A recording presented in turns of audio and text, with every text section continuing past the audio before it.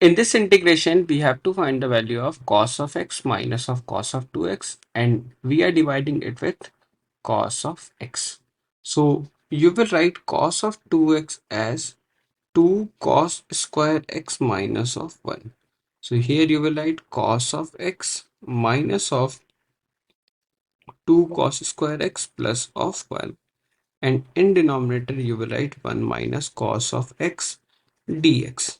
So we can write the value of 2 cos square of x, that is equal to cos square of x and minus of cos square of x plus of 1, and we will divide it with 1 minus cos of x dx. From here you can take the common as cos of x and you will write it as 1 minus cos of x, and we will separate the denominator and you will write it as 1 minus cos of x. Now, if I will take minus common from here, you will get it as cos square x minus of 1. So we can write this one as cos of x minus of 1 and cos of x plus of 1. And in denominator, it is already written that is equal to 1 minus cos of x. Now, we can cancel 1 minus cos of x, 1 minus cos of x. You will get the integration of cos of x dx.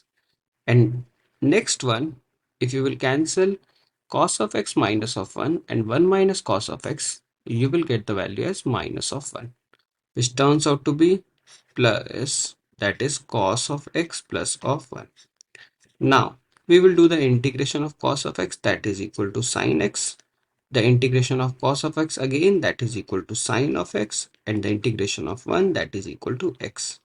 So you will get the answer as 2 sine of x plus of c. So this is the answer that you will get.